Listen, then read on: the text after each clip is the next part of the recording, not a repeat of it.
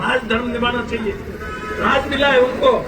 ये कह रहे थे सब पर्ची सरकार, मैं कह रहा हूँ पर्ची सरकार का मतलब कि कोई विधायक ने मुख्यमंत्री नहीं बनाया, पर्ची से बने, तो वो तो उनके पास तो बहुत ताकत है। पर्ची सरकार के पास सबसे ज्यादा ताकत होती है। आपको वो कैसे कि विधायकों का कोई उनके ऊपर दबाव नहीं है, नहीं तो विधायक दबाव देकर के जब काम करवाते हैं मुख्यमंत्री को दबना पड़ता है। जब भजनलाल जी आपके ऊपर किसी का कोई दबाव ही नहीं है, कोई विधायक का, फिर आप किस बात की परवाह करते हो? आप कर दो सही सही काम, अमर हो जाओगे, आपका नाम हो जाएगा। युवाओं ने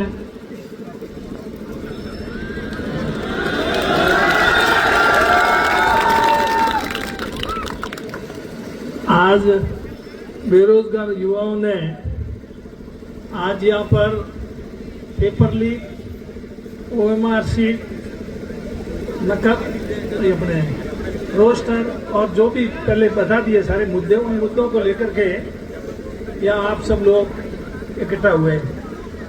हमें भी राजेंद्र जी ने कहा कि आप भी आना, तो उस हिसाब से मैं भी आप लोगों के बीच में हुआ।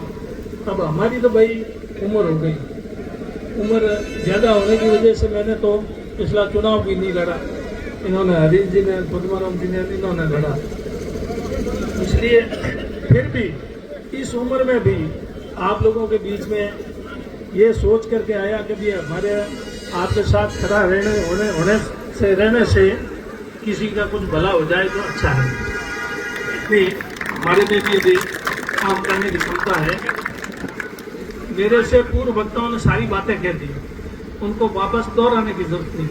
सवाल उनके खिलाफ मजबूती से लड़ाई लड़ने की, उसमें आप मजबूती से लड़ाई लड़ोगे तो आप कामयाब हो जाओगे। अगर आप अलग अलग राजनीतिक पार्टियों में, अलग अलग जातियों में के हिसाब से बंट गए तो आपकी कोई नहीं सुनेगा। इसलिए आप ये भूल जाओ कि आप किस पार्टी से संबंध रखते हो, किस जाति से संबंध रखते हो। आप चुनाव आवे तब आपका जहाँ मन करे उस पार्टी को वोट दे देना, जहाँ जिस उम्मीदवार दो उम्मीदवार आपको ठीक लगे उसको दे देना। आज हम यहाँ वोटों की बात करने के लिए नहीं आए, ठीक है, क्योंकि ये राजनीतिक मंच भी नहीं, किसी पार्टी का मंच भी नहीं, परंतु ये पहले से था। इन्होंने कह रखा था राजेंद्र जी ने कि सभी पार्टी के लोग आएंगे, सभी को बुलाया, सबके साथ मिलेगा। लेकिन अब आप देख रहे हो कौन आए कौन नहीं आए। नहीं आए वो क्यों नहीं आए? वो इसलिए नहीं आए, वो अगर देखें कि हम वहाँ जाएंगे तो पता नहीं हमारी दुकान बंद हो जाएगी। वो अपनी दुकान की चिंता कर रहे हैं, वो आपकी चिंता नहीं करते। आपकी चिंता करते तो आपके बीच में आते। हमारे से भी उनको कोई एलर्जी है, परहेज है कांग्रेस वालों से या मेरे से, जिस किसी, तो हम अलग होने के लिए तैयार हैं। वो इस मोर्चे को संभाल ले, लेकिन इनका काम करवाए। इनके साथ जो अन्याय हो रहा है उसको मजबूती के साथ लड़ाई लड़े। हमारी सरकार थी, कांग्रेस की, उस समय भी हमने लड़ाई लड़ी, ऐसी बात नहीं है। जयपुर में अजमेर RPSC से लेकर जयपुर तक पैदल मार्च किया था सचिन पायलट जी ने, आपको थाने में। सही कह रहा हूँ, गलत कह रहा हूँ? गलत कहूँगा आप लोग देना, बीच में से कोई दिए गया वहाँ। हालांकि मैं अजमेर से जयपुर तक उनके साथ नहीं था, क्योंकि उन्होंने खुद ने मना कर दिया था कि नहीं करूँगा, कोई विधायक मेरे साथ इसमें नहीं आएगा, नहीं तो फिर इसको राजनीतिक मुद्दा अलग तरह से बना देंगे। पर अजमेर जब पहुंचे आखिर में, लास्ट जो उनकी मीटिंग थी अजमेर जयपुर में, तब मैं भी वहां चला गया और भी दूसरे बहुत सारे विधायक आए।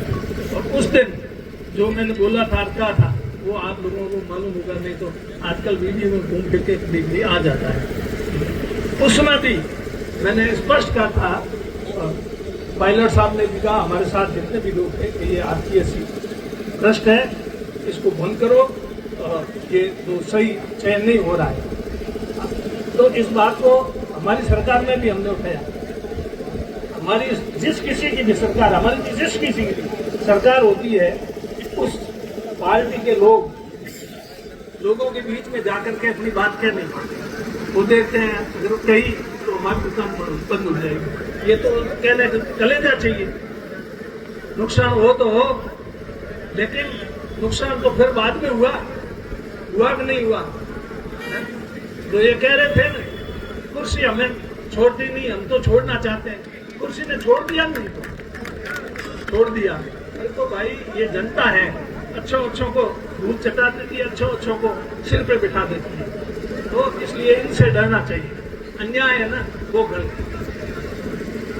सत्ता है, राज इनके हाथ में, फैसला कोई भी सरकार ही ले सकती, आपके और हमारे हाथ में कोई फैसला लेने का पावर नहीं है।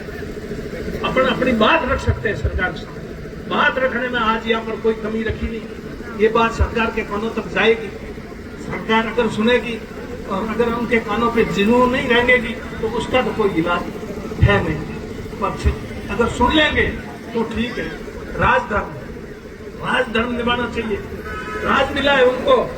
ये कह रहे थे सब पर्ची सरकार, मैं कह रहा हूँ पर्ची सरकार का मतलब कि कोई विधायक ने मुख्यमंत्री नहीं बनाया, पर्ची से बने, तो वो तो उनके पास तो बहुत ताकत है, पर्ची सरकार के पास सबसे ज्यादा ताकत होती है। आपको वो कैसे कि विधायकों का कोई उनके ऊपर दबाव नहीं है, नहीं तो विधायक दबाव देकर के गलत काम करवाते हैं, मुख्यमंत्री भी दबना पड़ता है। जब भजनलाल जी आपके ऊपर किसी का कोई दबाव ही नहीं है, कोई विधायक का, फिर आप किस बात की परवाह करते हो? आप कर दो सही काम, अमर हो जाओगे, आपका नाम हो जाएगा। अगर आपको इतिहास में अपना नाम कायम करना है, बाकी तो क्या ये पद आज और कल जाएगा, हमेशा थोड़ी रहेगा। और आप आज हो तो कल इस दुनिया से भी जाओगे, सभी आएंगे, कौन यहाँ इस दुनिया में रहा, और पद हमेशा किसके पास रहा। लेकिन आप न्याय और अन्याय देखो, हमेशा न्याय के साथ खड़े रहो, अन्याय के साथ कभी खड़े मत रहो। ये राजतंत्र का धर्म होता है।